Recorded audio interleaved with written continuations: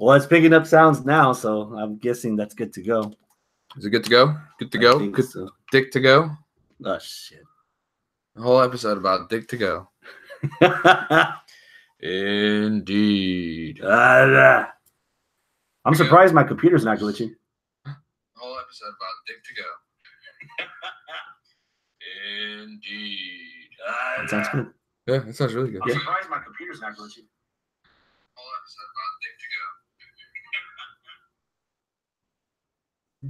Okay.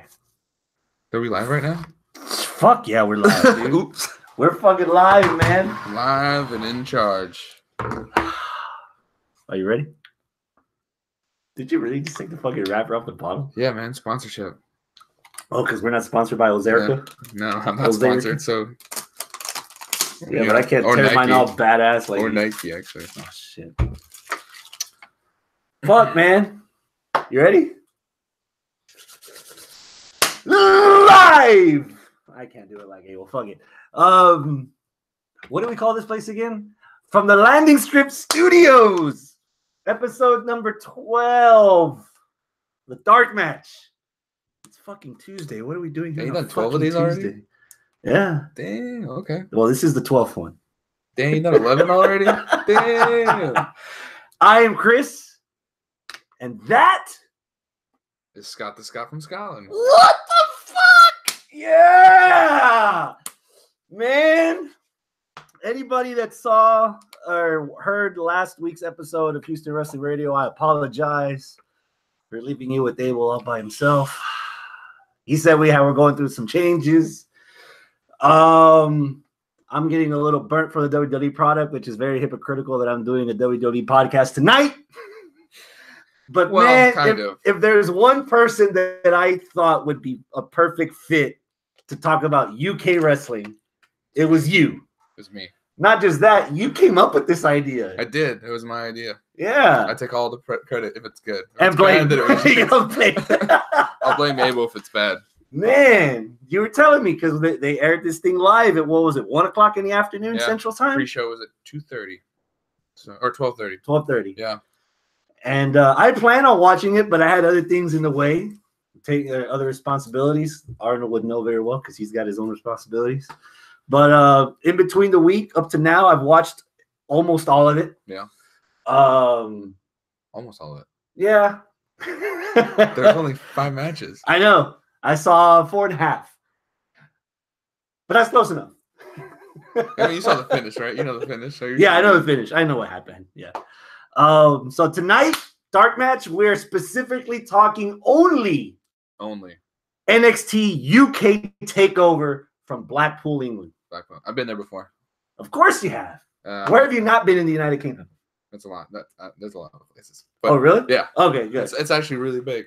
But but my dad won. He won he was at the carnival. We're at the carnival, right? Blackpool is like a big carnival place, and he's playing the game where I think either rings and he won like a 4-foot whale, like Shamu, like an orca. It was just massive. It was like at least 4 feet. I don't know what's more awesome. We kept it. And I don't know what's more awesome. In case you didn't notice, the fact that you're telling us this story about your dad from Blackpool, or that for a split second you went Scottish on me. I heard that accent. Florida. That's not true. Y'all heard it. Y'all can rewind it on the podcast when this goes up on iTunes tomorrow. That's not true. Feel free to be yourself if you got any accent going. I go Hispanic all the time. Oh, I know. I've heard it. I've heard it. Dude, so you've been pretty up to date. You've missed a couple of episodes, but for the most part, you know why all these matches are happening. Right? I have watched every episode in the space of 2 weeks. Yeah. I was watching. Which hurts because they're uploading 2 episodes in a week, right? I think that was just for the last 2 episodes. Mm-hmm. Those were the 2. But I think I hope they're going weekly because it's 2 Wednesday, hours. yeah. Okay, because I can do 1 hour a week of NXT UK, but in the beginning, because they had taped all these episodes months ago, and they never really established when they were going to air it. Yeah, I guess they wanted to just get them all out of their system, so they were airing 2 episodes a week. So I was like, God damn, I didn't realize there was so many. Yeah, I think it's one a week. I think they probably mistimed when they were gonna show all this stuff, because like if you think like the 2 episodes had like the women, and then like the women like having their confrontation, and then the second episode was like Dunn and Joe and their confrontation. So it was like it was like a 2-hour episode. Is pretty much what it was. Yeah. So I think that's how they did it. After watching all the episodes so far, do you feel like we needed a takeover when we got it? Yeah, because they had the tag titles. Tony Storm was first ever tag titles. Exactly. Yeah. So it made sense. Plus, it's right at the beginning of the year. Like this is like the hottest time to watch wrestling. It's Mania season. Well, it's about to be Mania season, so this is a perfect time to watch any kind of wrestling because that's where everyone brings. You just had Tokyo Dome, then you go from Tokyo Dome right into WrestleMania weekend. So like time to be a wrestling fan is now. Hell yeah, man. So you saw this live? I did. I watched me and my sister. She watched parts of it. Oh, really? Yeah. Casual, or she's into wrestling? She used to like it back in the day, but she was never a casual person. Was it the whole UK veil that made her want to watch it, or you just made her because she was there? She was just there. She took a nap for half of it. She did her hair too, but we're gonna get to it. But she was entertained with a certain demon. Shit. Okay, it's a girl, of course. Yeah. If I have a vagina. And there's also his protege who was like. Yeah, if I had a vagina, I'd be the same way. Yeah, I have a dick, and yeah. So let's start off with the opening match. It was the finals of their NXT UK Tag Tournament. Yeah. I know Mustache Mountain, Trent Seven, Tyler Bate. Everybody knows what Tyler Bate is. Everybody beats Tyler Bate. Big Zach Gibson was one of the guys. Yeah. He was the finalist in Pete Dunne's #1 contender match. They had like an 8-man tournament. UK tournament. Last year. It was him. And he won a lot of people over in that match. He didn't win. Yeah, but he won. He beat 3 people the first night. And then he faced Dunn for the title. And then he lost. And then he fought him again recently on the tapings. I don't know who the other guy is. Drake. His name is James Drake. Who they haven't really focused on him at all in the entire time. He's on the show. Like he's with Drake, with Gibson. So they're tag team. But you don't really you haven't really got a full backstory from him. The only time they talk about it is while in the match, in the match on the pay-per-view. They actually talk about how he's like Gibson kind of showed him the ropes when he was like younger. Oh, okay. So they've been friends. I think they said like 15 years of a friendship, but it was when he started his wrestling career. Like Gibson was kind of there to hang out with him, and that's why they put them together. So like if you look at all the matches for the tournament, the tag tournament, you just think they just threw everybody together apart from Mustache Mountain. But there's chemistry within a lot of the guys, like Mandrews and the Flash Thompson Gordon Dealey guy. They're both Welsh. Yeah. So like they kind of make, and then there's that other team, which is Kenny Williams, and I think his name is Jordan. He's like Indian. Mm-hmm. They've had a whole series too. So like when you watch a tag team, you're like, why are these guys together? And in the tournament, was it the Coffee Brothers or was it Wolfgang and one of the Coffee Brothers? Wolfgang and one of the other one. His name Gallus, right? Yeah, that's the name of the group. I want a T-shirt. They have one. I want one. No, they literally have 3 T-shirts for UK total. Yeah, and 2 of them are NXT UK. Actually, I don't think they have one of those on the website. No, it's Mustache Mountain, Pete Dunne, Andrews. I didn't even think they had a Tony Storm one. And then Ripley, Ray Ripley, whatever. So this is I'll admit, this is the first match. This is the match where, so I'm watching Takeover UK. I'm watching this tag match. It's the finals for the tournament. In the back of my mind, about 10 minutes in, I love what I'm watching. I mean, Tyler Bate and Mustache Mountain, they have the most chemistry out of them because they've been an established team for years before they even did this brand. Yeah. So in the back of my mind, I'm thinking it's too fucking easy to just give it to them. That's what yeah. Like it's too easy to when an established tag team like that, a babyface tag team like that. Yeah. There's a bigger payoff to have them chase instead of just giving it to them immediately, especially if it's the finals of the tournament. So I kind of spaced out a bit to the point where I just skipped the end. I know what happens. Obviously, they wound up the. You didn't see the end sequence? Mustache. I think I saw the end sequence, but I missed the middle. So Mustache Mountain do not win. No, it's Gibson and Drake. And Drake. Yeah. They wound up being the first ever UK which tag is champs. It's cool because like it would work for both because if Tyler Bate, then he'd be the first ever champion and the first ever tag champion. Mm-hmm. But yeah, like going into the show, I thought all the matches were very predictable, like the main events, Really, like the title belts. And but apart from the main event, Pete Dunne, like I didn't know which way they were going to go with that. Mm-hmm. But I was like, Mustache Mountain's going to win, like easily. But like I was hoping, like I like Gibson. I think he's got like a badass attitude. He's like his tagline is like Liverpool #1. He's a junior Nigel McGuinness almost. Yeah, and if you watch the documentary about Nigel McGuinness, they highlight that too, which is really cool, and they show like those like splice scenes. Yeah, I thought that was kind of cool. But man, you missed out some cool shit. I bet I did. What did you pick up on the Bulldog? Oh, when they first came out, as soon as they came out, I was like Bulldog. Yeah. I was like nice, and even did the running slam with the. I will say this that makes that. Wait, did you see that part? Yeah. Okay, you did see the actual. So when I saw Tyler Bate and Pete Dunne at NXT Chicago, the whole presentation, the match, the style, the personalities, the contrast in personalities, the audience, was like, man, I want to go see wrestling in Chicago. Fuck, All In is coming. Let's go. Yeah. Within 15 seconds, that crowd had me like, holy fuck. I don't know what's going on. I don't know and that trickled down to the whole pay-per-view. I don't know who half of these people are. Yeah. The other half that I do know, some of them I don't like. But those people there are making it a big fucking deal, which means I need to be paying more attention to it. And if I'm not paying attention to it, I need to find a way to get myself invested in it to the point where I want to go.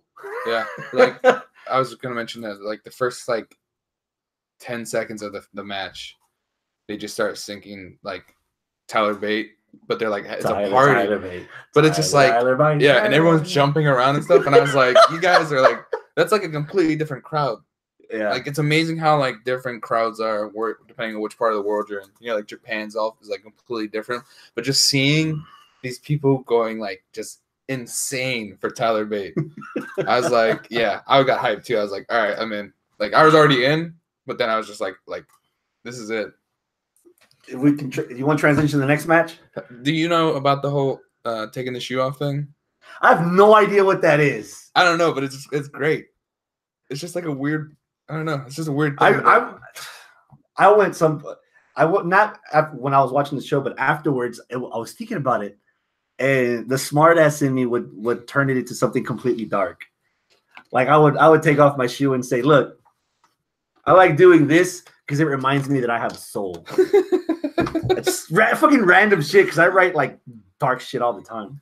But then we come up to the first like strike for me on the event.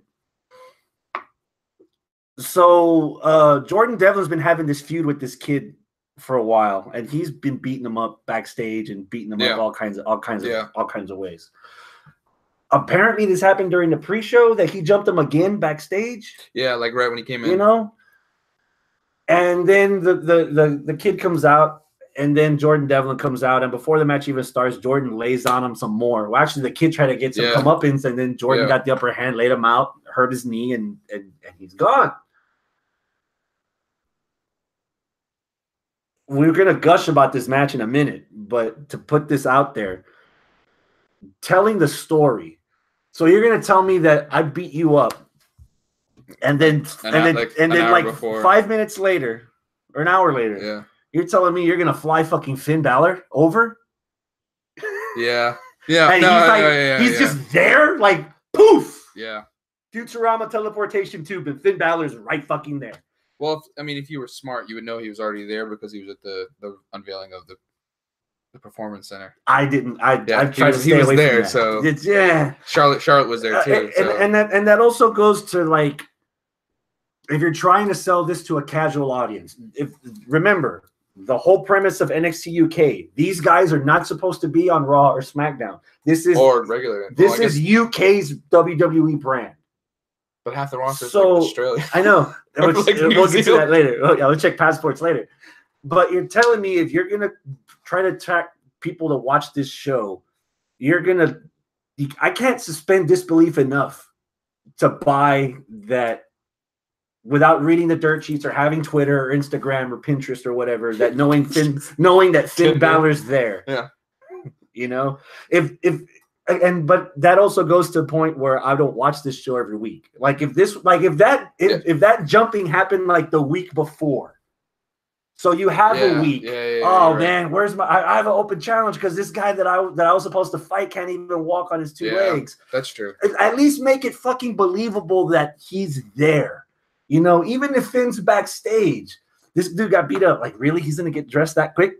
Yeah, he was already ready. He's already ready to go. Like that fucking AEW press conference, and fucking everybody's there chilling in their clothes, and then Neville shows up in his tights.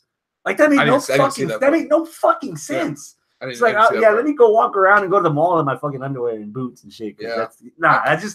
That part of how we ended up with Finn, of all people, against Jordan Devlin. Yeah. That's like a strike for me. I also have a strike, but it's kind of the same, but not really. What's yours? Since like on the show, so Travis Banks, the New Zealand guy who was supposed to fight, like towards the beginning of this show, like the series, like episode 2 or 3, Gallus beat him up, and they take him out. They like completely take him out. He's gone for like maybe 6 or 7 episodes. You don't see him, and then he comes back, and of course, like Gallus is just beating up everybody, and he have like a promo for him. And he's like, "I'm coming back. I'm coming for you guys." And he I think he fights Wolfgang first. And he beats him with Mustache Mountain help him, and then like I think he fights. He doesn't fight Joe. He fights the other Nate Coffey. I don't know. Splenda. I don't know. The blonde. He was supposed to fight him, and I think he does. And then he's working his way all the way up to Joe. Right, he's gonna fight him, and then I think he fights him, and I can't remember. I remember if he wins. But then the next week, Gallus is with Mustache Mountain and Pete Dunne. Yeah, because the three of them are British strong style. So like the entire time they're talking about British strong style and Gallus, and so like Travis all of a sudden just it's done. Yeah, it's an afterthought. And while that whole thing just like he just stops. I think he fights the 3 of them, and then it's over. And then he comes, and then Devlin starts beating everybody on the roster, saying he's like the best. And he's working his way. Irish ace? Yeah, which he started doing this. He didn't always have that ace. Oh, joke. I don't remember. I saw a couple of episodes of him, and I saw him in the Cruiserweight Classic, and that was not. It's a recent thing. Yeah, which works. Yeah, I like it. Yeah, I like it too. Like you can always bet on the ace and stuff. Yeah. But he was beating everybody in the roster, and he's trying to get a match with Pete Dunne, and so he calls out Travis Banks at some point, and then like he gets. I think he beats him up in the back again. And then he's like, so like on the show, like he's already been beaten up by Gallus and was out for months. And then he's on Takeover and he gets beat up. Mm-hmm. It's like he's a whipping boy. Like, and I was like, I want to see this match. Like, yeah. Like, but how many times can you do that? I've been beaten up. I'll be back in like 3 weeks to get beaten up some more. To fight you for like 2 weeks and then fight somebody else. Like I was just whatever. But other than that, what'd you think of the match? Then the bell rang. Fuck, man. You're not a big fighting game guy. I know this from several different episodes from different shows and just hanging out with you. Nothing pleases me more than playing Ryu versus Ken or Ken versus Ryu on Street Fighter because it's basically the same styles. Some of them are stronger than the others. Ryu's all like mean and Ken's got a lot of charisma. Ken's faster, Ryu's stronger. I was like, which one? Like the Spider-Man meme. Which one are you? Which one are you? Yeah. And I wasn't complaining. It was fucking. Once that bell rang, that negative was like, whoop, okay, nice, all right. My sister watched that one, but because I told you earlier, it's them. Both of them like have muscles I didn't even know existed. like sometimes I'll look at Balor, I'll just be like, what is that?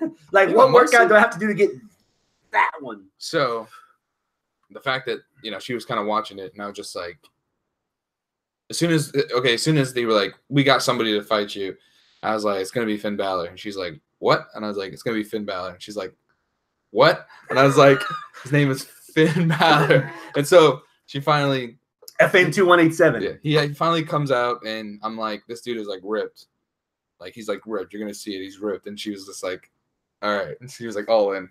So, but the match was good. You could tell they've wrestled 1,000 times. Yeah, most definitely. I mean, if anybody doesn't know, like Balor trained Devlin. Yeah, they're both Irish. They both like, I don't even know if they're in the same town, but you can tell that they know each other. There's a rapport there. Yeah.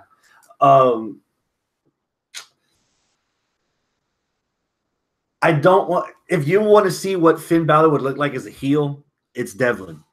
Yeah. And that's the odd part that I'm struggling with.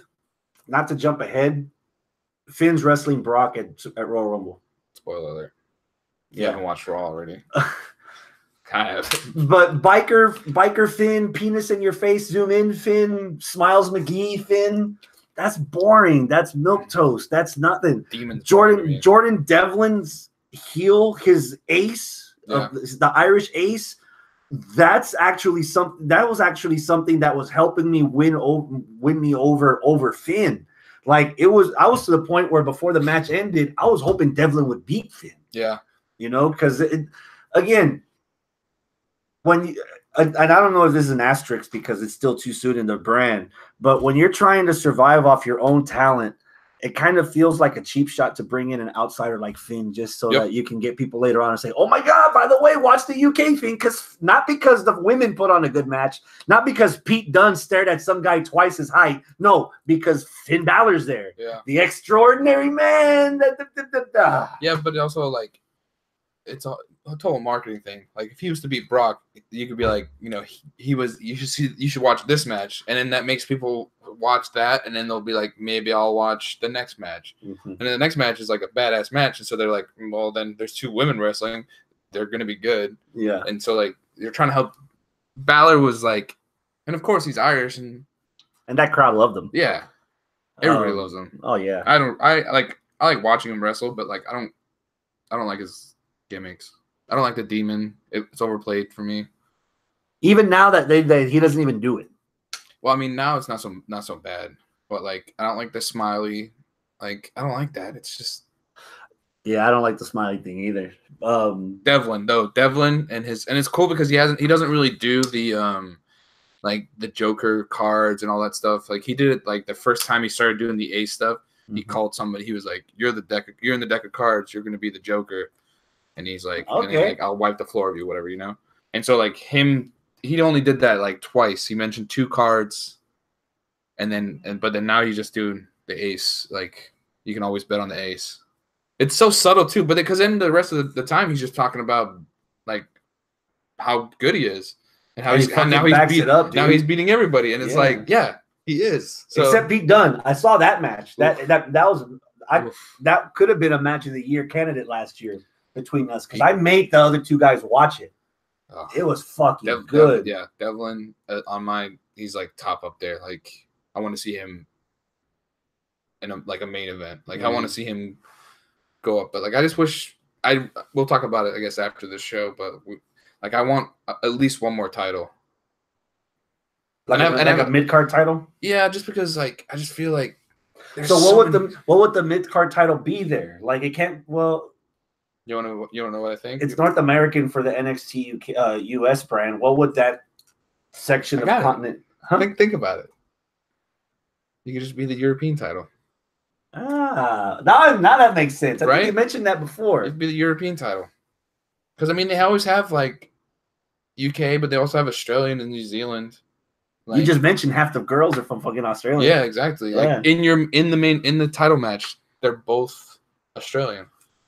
You don't think the European title should be above the UK since that's the belt that's actually been around for a long time before the NXT UK title even came? It's a fucking belt. Nobody cares anymore. Like, there's no prestige in belts. You think so? No. There's no prestige in belts, so why even bring the European title? I don't know, because it just makes sense. You don't have to create it. You don't have to make up a name. Like, you would have to be like, like the Queen's belt or something, you know, like the Queen's title covered in pearls. And a diamond, like a jewel right on the top. Oh, what did you think of the tag titles? Have you seen those? Have you seen them? I didn't get a good look They at kind them. of look like, I feel like they look like old school, like WCW titles, like a tag title. I don't know. I need to take a look at them because the one thing I like. They look good. They look like old school. The one thing I liked when the US version redid all the belts is that they made everything uniform. The belt looked the same. It felt like UFC, where it doesn't matter what weight you are, you're valued the same because you have the same belt, the same size, the same look, same everything. Yeah. So when it's not the NXT UK United Kingdom Championship, it's the WWE UK Championship. So the women's titles should look just like that. Yeah, definitely. The tag titles should look just like that. So if they don't, well, but again, we're only in this 3 months, 4 months television wise, even though they've taped it about like 8 months before. One guy from the first episode of NXT UK, because I think everybody that watches NXT wanted to give the UK version a shot. That's what they look like. That's actually not bad. That's actually pretty close to the heavyweight title. Yeah, and they look old school, I think. Yeah. One guy that I'm glad was in that first episode that made me want to continue watching was the Bomber Dave Mastiff. Ooh. Him in that old school Vader singlet already. Like you associate things, you know, when like Paul Heyman's old promos when he would tell the wrestlers, look, hold up the title when you're talking about the championship. So when people look at you, they associate you with the title, they associate the title with you. I see like, I know it's obviously not related, but I see a young Vader there. Yeah. You know, and the dude could fucking brawl. But he's nimble as fuck, dude. The drop kick into the abyss? Into the void where he like jumps into that and fucking cannonball. And he also, I think, on this match and a couple other matches, he's tried the moonsault. Yes, and he's done the Vader bomb. I think he did the Vader bomb in the first night. That's what I remembered the most. He's trying to, So like, all he's missing is the fucking mask. Yeah, or the thing with the horns, but which for like a takeover. That would if he gets pushed up to the main event, like if that's his like entrance with the fucking horns and shit. Oh god damn. He doesn't wear all the tights the same all the time, but he has worn them more like in the tapings. But like but okay, what did you think of that Eddie Dennis? What do you think of him? I think this is my first time seeing him. Okay. Because he didn't look familiar to me. He looks like a guy, physically, he looks like a guy that should have been in developmental for another year and a half. Okay. Like he needs to be baked in the oven a little bit longer because he did not look menacing to me. Yeah. He's got tattoos. That's cool. Like when he came out, you were just like, I was like, this guy? Who is I was asking, and I do this sometimes with new guys when I watch wrestling, especially like in Lucha Underground and New Japan. Why am I supposed to care about him? Yeah. If there's a redeeming quality, then no matter how many negatives you have, I will still give you a chance to try to wipe out some of those negatives. I see the theme music, I see him in the singlet, He's tall, but he doesn't have meat. And I say that in consideration because who he's fighting. So he'd already fought Mastiff before. Yeah, Mastiff broke his undefeated streak. Yeah, so Mastiff's still undefeated, and this guy isn't. And so at least there's substance behind it. They were trying to have a second match, and they just like kept on brawling. So there's substance behind it. So you got some bait on the hook. I see him in the ring, and then Mastiff comes out, and I'm all gushing all over Mastiff. And the fight starts, and they're just beating the fuck out of each other. Yeah. And I'm thinking, man, is this like the equivalent of a bathroom break? It's like, is this going to be like 4 minutes long? And then, like maybe 4 minutes in, Mastiff throws the stairs, and I was like, "Holy fuck, that's soon!" Like, he must not like him because he's going like right for the jugular, like now. And there was a moment that got me. Remind me, what's this kid's name? Eddie Dennis. Eddie Dennis. It's like in the tip of my tongue. So Eddie Dennis, like, he's like carrying him, and he's like like he's legit can't carry this fucker, or he's selling it like $1 million. He's shaking his knees like he's about to take a diarrhea shit. Yeah. and he like swings him around to do that like sidewalk slam, like the Yeah. Boss Man on those stairs. And I was like, oh, okay. Like it got to the. I'll admit, before that spot happened, I felt like I was going to be in the same position that I was in a tag match where I was like, I think I know who's going to win. I'm going to just skip this. Yeah. Even if I know I'm recording a show, I'm going to just skip this and move Yeah. on to stuff because I know I want to see the women. I know I want to see Pete Dunne.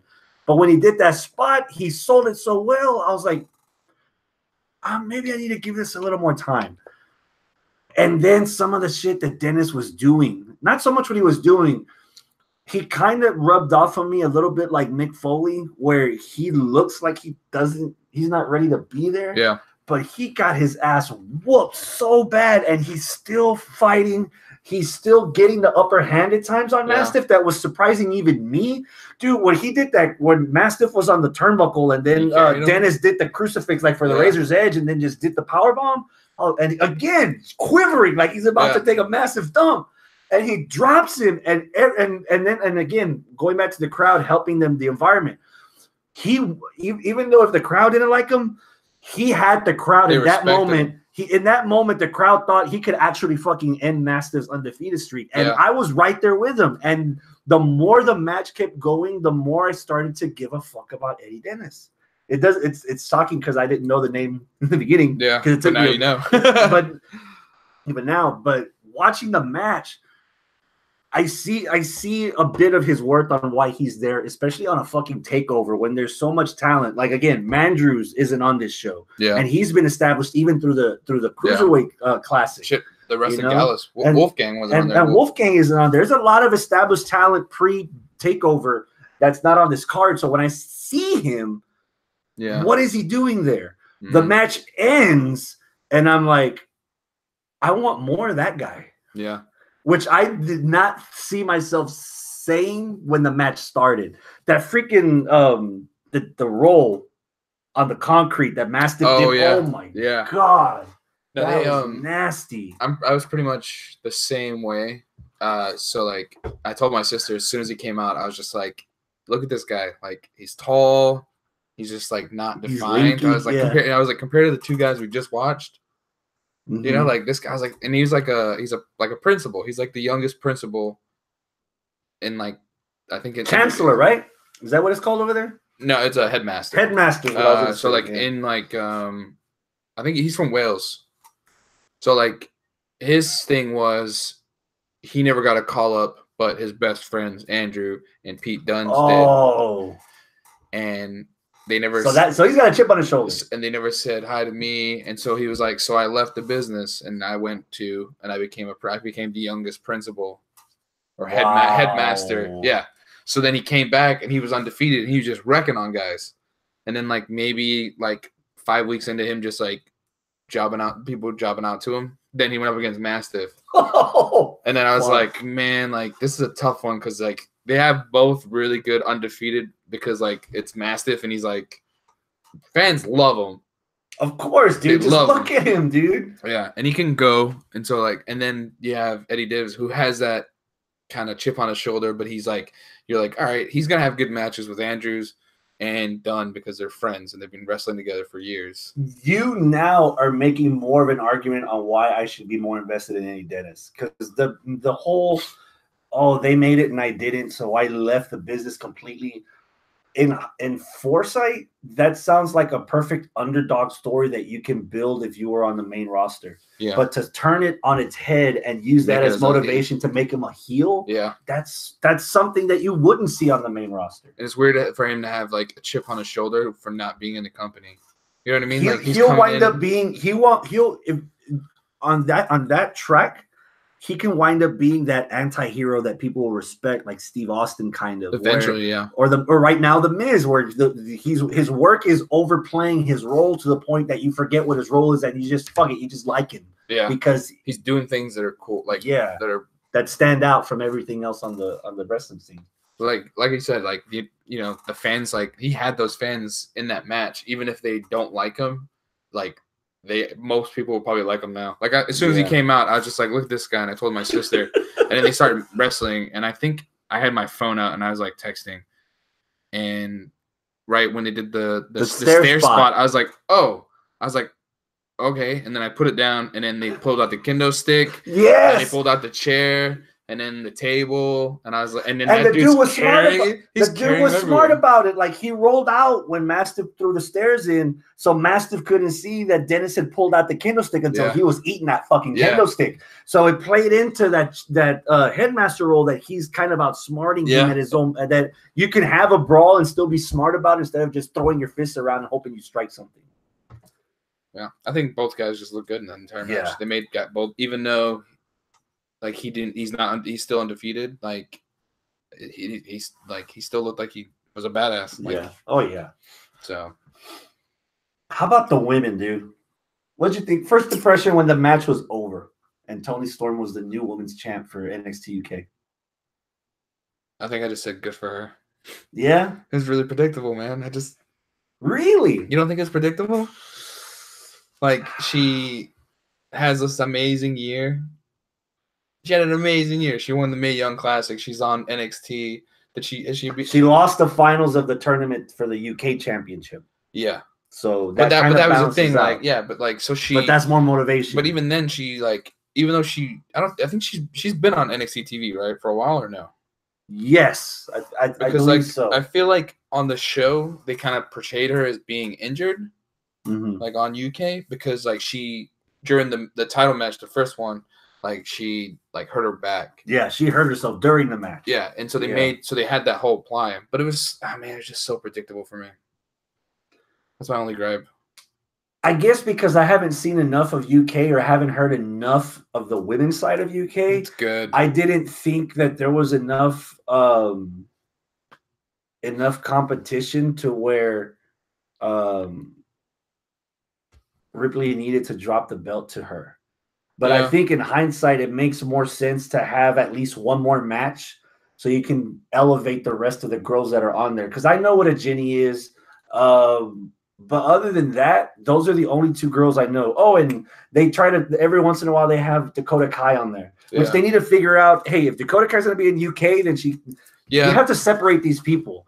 You know, I love Oni Lorcan and Danny Burch. It just visibly their style, especially with Oni Lorcan or Danny Burch being from the British side, presentation wise, it makes sense to have them on UK. But if you're going to have them on UK, you got to keep you have to keep them exclusive. You know, I think Abel brought this up last week on the main show about exclusivity instead of all elite wrestlers being on MLW or being on Lucha and being on Impact and being on IC Pro and all this other stuff. You want exclusivity. And I think the same thing can happen within the company, the family tree of WWE. Yeah, you know, if you're legitimately taking it seriously as its own show, you shouldn't need to have Finn on there. Yeah. You shouldn't need to have guys that are hopping back and forth. Establish the crew that you have now and just build on that instead of mix mashing. That way, when you do it, like Royal Rumble Access, it's a big fucking deal that you're having NXT US, NXT UK, and 205 in this hodgepodge tournament to find a winner to get a number one contendership at whatever fucking belt. But if you're already doing it, like the brand split was fun until they had Raw Super Show and Super SmackDown where we had a brand split, but everybody's fucking everybody and they're all going to look the same. So it didn't make any fucking sense. And it's too soon to be doing that already with this brand. Like, you need to establish this brand right now instead of already muddying the waters by having other people there. I mean, they're champions on NXT more than he is. Yeah. Like, Pete Dunne was a Takeover. Yeah. The last Takeover. He's on the roster, like, you know? And even, Mustache Mountain won the tag titles, too. Yeah, for a bit, and then they lost it back to Undisputed. The match that Toni Storm and Rhea Ripley. Yeah. Well, Rhea Villarreal eventually. She just doesn't know it yet. The finals from the tournament left me wanting more. Oh yeah? Oh yeah. Oh yeah. That finals from the women's title left me wanting more. Between them two? This match gave it to me. Yeah. It continued on the story because Rhea went right back to the injury. Mm-hmm. And she kept wailing on her, and Toni Storm's selling was better tonight than it was at the first match because Abel and Arnold were both complaining that she didn't look like a girl in pain. She looked like a girl that was just crying for her mother. Yeah, This it looked one, pretty bad. This one, it felt very more cohesive. But she's also been there. That was dude, months ago, you know. To be honest, not to jump ahead, this might be my match of the night. The women. Nah. We'll get to that part. Nah. But for me, I think it's the women because for whatever expectations I had it at, I think it passed my expectations. Really? Yeah. Because the title match that they had felt short. And it probably was because Tony was injured through it, and you don't want to. I also just thought that like even the first one, I was like, she was gonna win it. You thought Tony was gonna win it? Yeah, and then we're gonna just have her have this like awesome year. The Rhea win was unexpected. And so I was like, yes. But then I was like, the next time that they fight, she's gonna lose it. But seeing Rhea with the title, it fits her, dude. For her being only 22, being the build she is, and I'm in. I was all in. Oh yeah, dude. And the fact that from the first Mae Young Classic, I was in on Rhea. The fact that they have they've already established it, they're not going to be changing the titles that much, right? Mm-hmm. Well, I mean, obviously they've only had the world, but we've had 2 champions. Tyler Bates was a champion for like a year.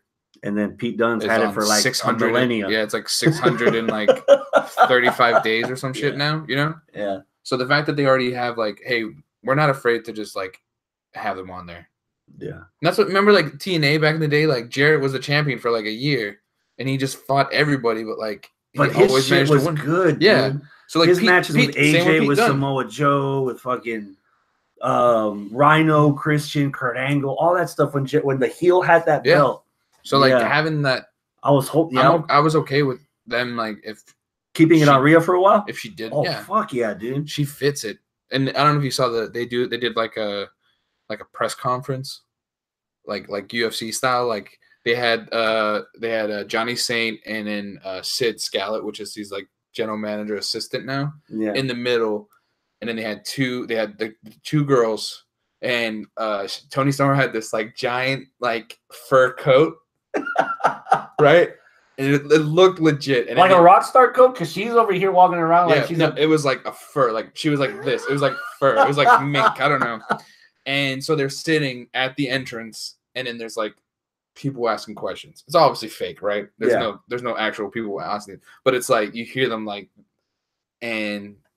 Man, Ripley just gets up and she's just yelling. And it's UFC, I beat you already.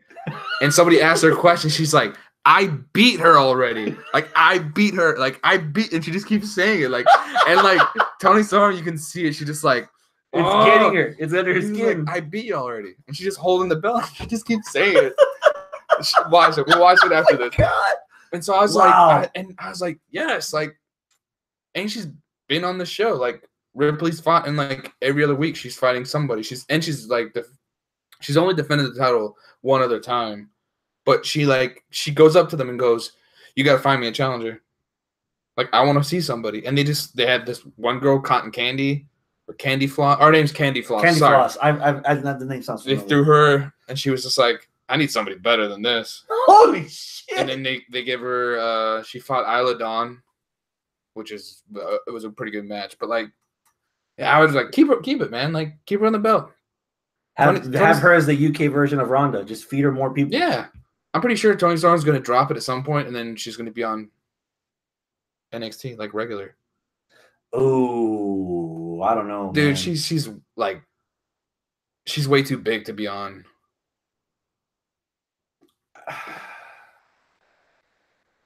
She's too good looking to be on the UK show. I'll put it that way as well. I know that they've already announced the people they kind of they jumped the shark a little bit on announcing who's stepping up from the main NXT roster. Yeah. It would not surprise me whatsoever if I see Toni Storm in the Women's Royal Rumble next weekend. And from there, because I think if she's too big, I think she's a champ, so she can go anywhere. Think her winning the tournament at Evolution already has enough people with a general idea of what a Toni Storm is, to where you can have her at the Rumble. I think now, and that's the other reason why I'm not sure if I wanted Toni Storm to win the title, because I think Toni Storm's already ready for the main roster. Yeah, so And she's not going to be around to help you with the case that Rhea should have been. Give me another one. Give me another one. Fight by September. Fuck it. Give me a dude. I'll take Sid Scala. Give me him. Give me. You know, he would do it too. Oh, I would fucking do it. Yeah. She's already too big. I think. Yeah, and I think the only reason they probably have done it is so that whenever she does debut, she is the former champion. You know who I would have wanted to end Rhea Ripley's streak as the first women's champion? That poor girl from this last tournament that fucked up her good knee in the semifinals. Oh yeah. And she didn't even get it. Like she did not lose. Yeah. To fucking Rhea Ripley. She's on it now, right? Like I think she's still healing. She's still rehabbing. I forget her name. But that would have been a perfect underdog story. The chick that Rhea Ripley never got a chance to beat because she got injured during it. You know, that would be and again, Rhea's attitude is like, man, she can't even walk. Fuck this girl. Give me somebody better. Yeah. And just like build the fact that like have her like build up to that. Let's have one of those girls from NXT regular is on. She's like showing up on UK now. The Mexican chick? I think so. Because I've seen like somehow on my Facebook feed, WWE posted a UK posted a like they're doing like some homemade videos with Rhea Ripley and the Mexican chick, but they're like buddies. But and I actually saw it. I was like, okay. I don't know who that. I can't remember her name, but she was one of those ones like the chick that wore like the chaps from like Hidalgo, Texas. I don't know, maybe. It's not Reina Gonzalez because Reina Gonzalez was that short little chick from ROW that got like the floor mopped in the opening round. But it's a Hispanic chick that's a second generation, I think, or third generation. She came onto the show because she's tall. She's like 6 feet, I think. Because Ripley was like, you need to find me somebody. So they were like, we're going to get somebody from NXT. And so then she showed up. And then she fought Toni Storm the next week. And then I think that was her. She was at ringside. I think that was her. I don't know. Whatever. I don't think she should have won the title. That was my predictable. I don't think so either. That was my predictable match. I knew. But it doesn't take away from the fact that I fucking love the match, dude. Oh, yeah. And if we get fucking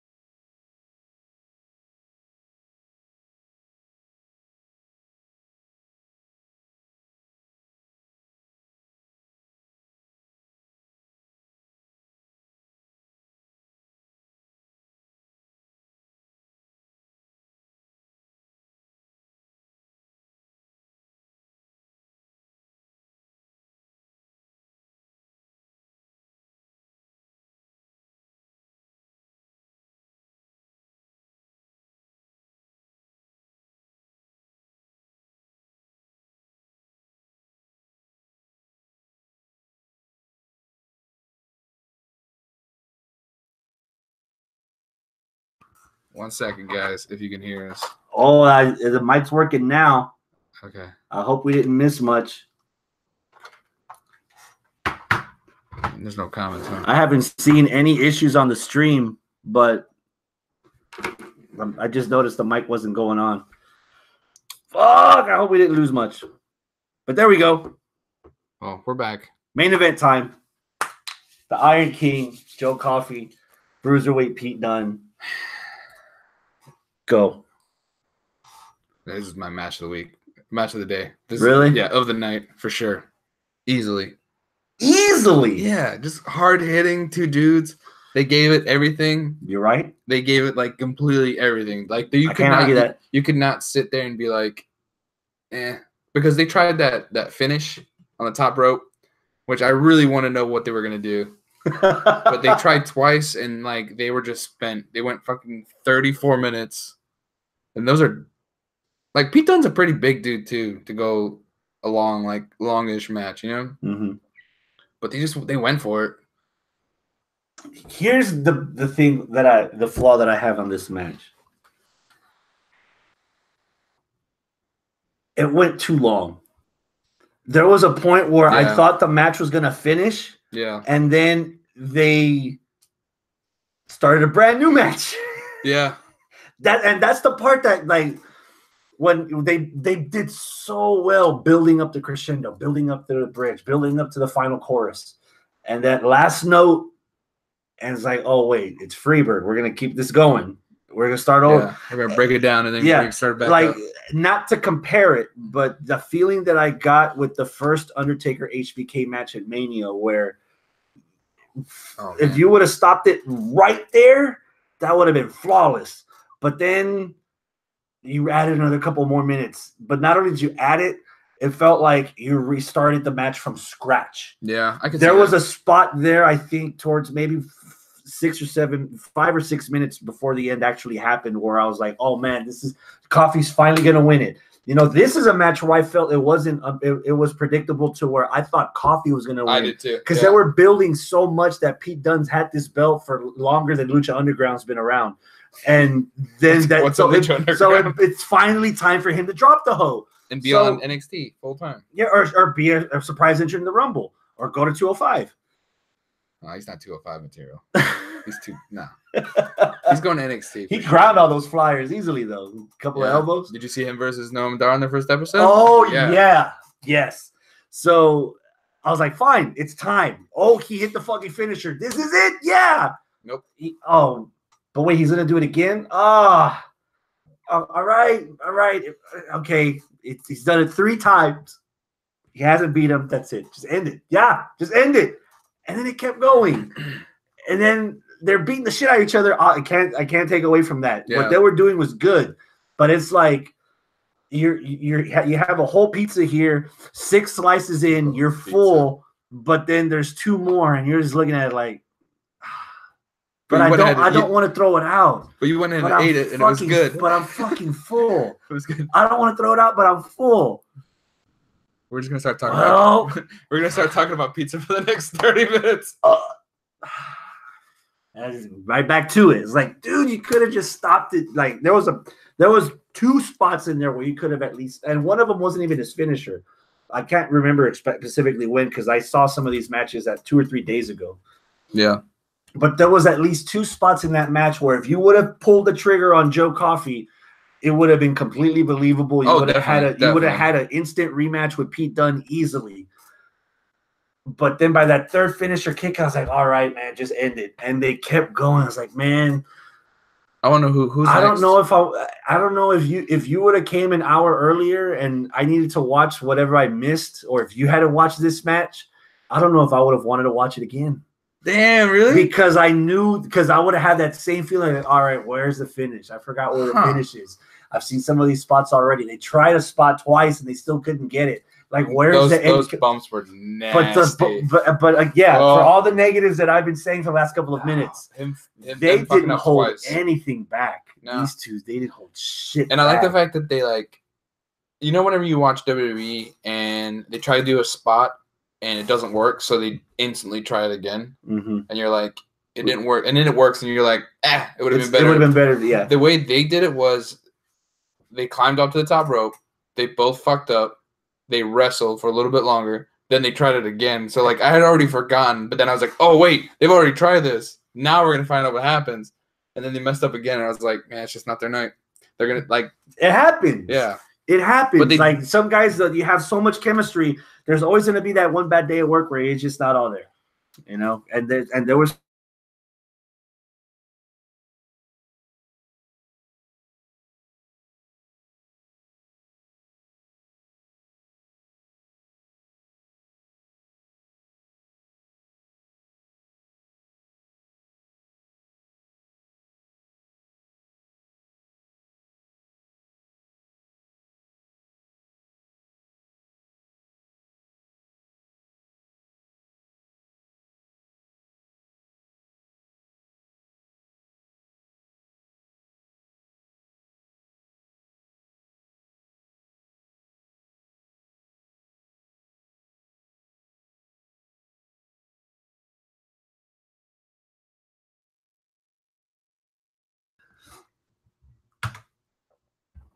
Well, worst case scenario, if I need to start buying my own equipment, this guy broke this one.